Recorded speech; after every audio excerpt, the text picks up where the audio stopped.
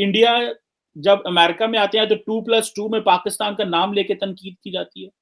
Japan के वज़ीर-ए-आज़म पहली दफ़ा, तारड़ साहब मैं आपको बताऊँ, पहली दफ़ा मैंने वो जॉइंट कम्युनिके पढ़ा है, जिसमें जापान ने पाकिस्तान को, जब जापानीज़ प्राइम मिनिस्टर किशिदा जब इंडिया गए तो उन्होंने कहा कि भई पाकिस्तान जो है वो अपना रास्ता ठीक करे और मुंबई और पठानकोट और जो इंडिया चाहता था उन्होंने जॉइंट कम्युनिके में डलवा लिया।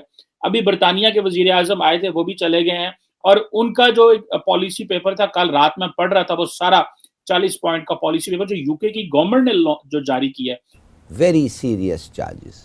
सो एक देखें कि एक वो मुल्क जिसने इंडिया के ऊपर कितने 100 साल हुकूमत की, आज वो ये कह रहे हैं नेशनल रेजिलियंस, यानी कि इंडियन नेशनल रेजिलियंस एंड बरतानवी नेशनल रेजिलियंस एट पार आ गई। अगर आईएमएफ हमें ये नहीं देता और ना रैपिड फाइनेंसिंग मिलती है तो फिर हम डिफॉल्ट करेंगे श्रीलंका की तरह।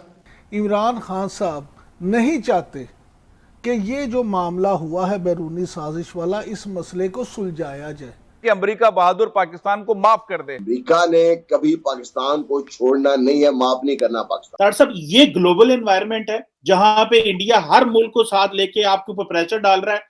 जिस तरह आपने खुद मेंशन किया कि फाइनेंस मिनिस्टर इस वक्त वॉशिंगटन में बैठे हुए हैं और तरले कर रहे हैं। जय हिंद दोस्तों, a very warm welcome to Hindustan special channel. आज भारत प्राइम मिनिस्टर मोदी के दौर में बड़े बड़े मुल्कों के साथ अपनी कंडीशंस पर एग्रीमेंट कर रहा है और इसी बात से पाकिस्तानी मीडिया सख्ते में है।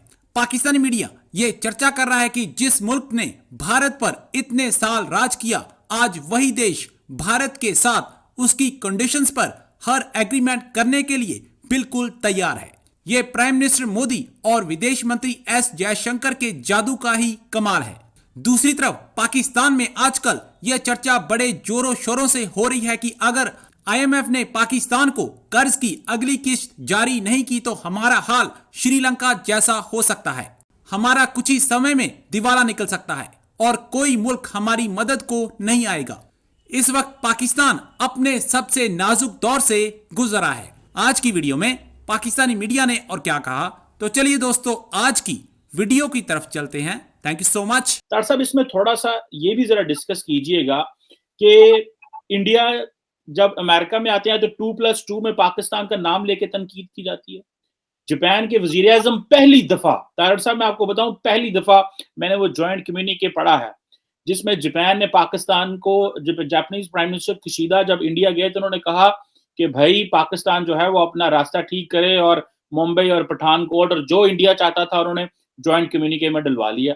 अभी बर्तानिया के वज़ीर-ए-आज़म आए थे, वो भी चले गए हैं और उनका जो एक पॉलिसी पेपर था, कल रात में पढ़ रहा था, वो सारा 40 पॉइंट का पॉलिसी पेपर जो यूके की गवर्नमेंट ने जो जारी किया है, उसमें पाकिस्तान का नाम नहीं लिया, लेकिन उन्होंने प्रेशर डाला है और कहा है कि जनाब, और पाकिस्तान कह रहा है कि हम तो दहशतगर्दी की जान में कुर्बानियां दे दे के हमारी तस निकल गई है, लेकिन दुनिया मानने को तैयार नहीं है।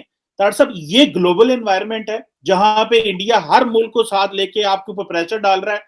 जिस तरह आपने खुद मेंशन किया कि फाइनेंस मिनिस्टर इस वक्त वॉशिंगटन में बैठे हुए हैं और तरले कर रहे हैं और उनसे किसी ने सवाल किया कि ये वेब 3 क्या होता है और इस तरह की चीजें, वो कहते हैं मुझे तो पता ही नहीं है क्या चीजें हैं। सो हम किस तरफ जा रहे हैं, ये जरा इंटरनेशनल एंगल से जरा हमें बताएं। जो जापान, इंग्लैंड और अमेरिका ने इंडिया के कहने पे हमारे साथ चीजें की और साथ में ये ऐलान उमर वाला भी डिस्कस कर लीजिएगा कि वो जो आई है उसमें आज स्टेट डिपार्टमेंट ने कहा कि वो हमने नहीं उनको भेजा, ना वो किसी ऑफिशियल दौरे पे हैं, वो तो अपने गए हुए हैं। और तारड़ साहब, उसमें वो सदर से मिलती हैं, वो वजीर-ए-आज़म से मिलती हैं, वो सारी पार्लियामेंट से मिलती हैं, वो इमरान खान से मिलती हैं, वो पाकिस्तान की तमाम कैबिनेट से मिलती हैं, आजाद कश्मीर में सदर, वजीर, वो कौन लोग हैं, वो क्या खातून की कितनी को वैल्यू, आप क्योंकि अमेरिका में हैं आपको तो ज्यादा पता होगा उनके बारे में, जरा वो भी कमेंट कीजिएगा कि ये हमने उनको जो सर पे बिठाया या ये बिठाना चाहिए था, और जो नेड प्राइस ने कहा कि वो ऑफिशियल विजिट पे नहीं, जरा काइंडली इस एंगल से भी जरा सिचुएशन का एनालाइज कीजिए। देखिए, जिस तरीके से मैंने आपको बताया कि हमारे पाकिस्तानी बच्चे जो हैं जिनके 10-10 अकाउंट हैं ट्विटर के, वो ये ना एलियान उमार को गूगल कर रहे हैं, ना वो तहरीके अदम एतमाद कब स्टार्ट हुई उसको गूगल कर रहे हैं। ये मेरी रिक्वेस्ट होगी कि अगर एलियान उमार को, अगर मैं थोड़ा सा डिफाइन करना चाहूंगा कि मैं सिर्फ इस एंगल पे नहीं जाऊंगा कि मैं रिपब्लिकन हूं, एलियान उमार का कि यहाँ पे अमेरिका में कितना कद काट है मैं बताना चाहूंगा आपको। एलियान उमार के बारे में ये है कि एक हमेशा गुस्से में, anti Jews, anti America, anti Christianity, इस तरह की स्टेटमेंटें देते हैं, और उसमें अगर इस तरह की आप स्टेटमेंटें देते हैं तो आपको you are never received very well, आपको कोई भी अच्छा रिसीव नहीं करता। ये उनका रिप्यूट है यहाँ पे। अब उनके पर्सनल कैरेक्टर के बारे में बताना चाहूंगा। मैडम कांग्रेस वुमेन बनी तो उन्होंने सबसे पहले अपना जो सोमालियन हस्बैंड था जिससे उनके बच्चे हैं उसको डाइवोर्स कर दी। शादी किसके साथ की? अपना व्हाइट अमेरिकन था उनका कैंपेन मैनेजर, उससे शादी कर ली। इतनी बड़ी मुसलमान है। दूसरा, उनके बारे में यहां पे स्कैंडल मशहूर हो चुका है कि उन्होंने अपने हस्बैंड कैंपेन मैनेजर को जिससे शादी कर ली है अपने कैंपेन फंडिंग में से उसको पे कर रही है अभी भी। यहां पे लोग इस तरह देख रहे हैं कि it's a mutual scandal, it's a mutual scheme to milk the आपके कैंपेन फंडिंग को। ये उनकी रिप्यूट यहां पे। अच्छा, उसके बाद खान साहब का ऐलाने जंग, अमेरिका के खिलाफ जिहाद, और फिर 3 कांग्रेसमैन बुला के उनसे मिलना शुरू हो गए। ठीक है, मिले। खान साहब ने एहतजाज किया उनको कि आपके एडमिनिस्ट्रेशन ने, बाइडेन एडमिनिस्ट्रेशन, आप डेमोक्रेट पार्टी से हो तो जाके बाइडेन से कहो कि मुझे क्यों निकाला भाई। वो बाहर निकल के उन्होंने कोई ट्वीट क्यों नहीं किया, उन्होंने कोई जॉइंट स्टेटमेंट क्यों नहीं दी, प्रेस कॉन्फ्रेंस क्यों नहीं की कि हम आपका रजीम चेंज हुआ है and we are with Imran Khan. देखिए कितना बड़ा टोपी ड्रामा है, कितना बड़ा टोपी ड्रामा है। और लोग जो है वो, मैंने जिस चीमा साहब मैंने कहा कि कौम को इस वक्त जो जिस शिकंजे में उन्होंने घेर लिया है, हर चीज को कह देते हैं कि अमेरिकन साजिश है, हर चीज को कह देते हैं नून लीग की साजिश है, और बच्चे वो मार रहे हैं। बात तो ये है, अगर कल को मैंने जो इससे बड़ा क्वेश्चन ये रखा, कल को इलेक्शन हार गए या वो क्या हम इलेक्शन के रिजल्ट को मानते नहीं तो फिर क्या करेंगे आप? और एलियान उमार जो खासकर उनका अमेरिका के अंदर कोई फ्यूचर नहीं है तो पाकिस्तान को उन्होंने क्या लेना देना था। बल्कि इस वक्त अमेरिका, अगर इस वक्त एलियान उमार गई हैं पाकिस्तान में, आपके शहबाज शरीफ साहब को अगर मुझसे पूछा जाता तो मैंने रिक्वेस्ट करनी थी कि आप प्लीज इनसे ना मिलें। वजह, she is not in a good books in the White House, she is not in a good books of Biden administration, she has a impression in the US as a trouble maker.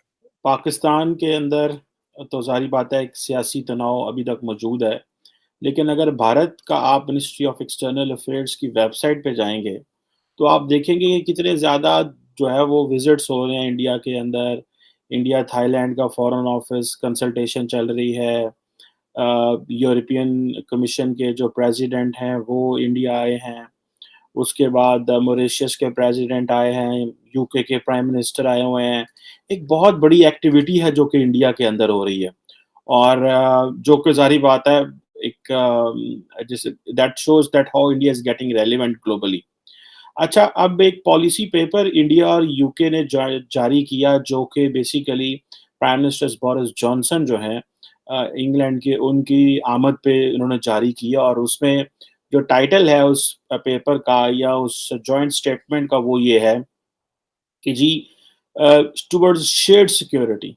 ठीक है जी, और shared security से मुराद अगर मैं लूँ तो आज के ज़माने में जो सिक्योरिटी है that is not just defence. ठीक है जी, और that is also economic security, that is also societal security.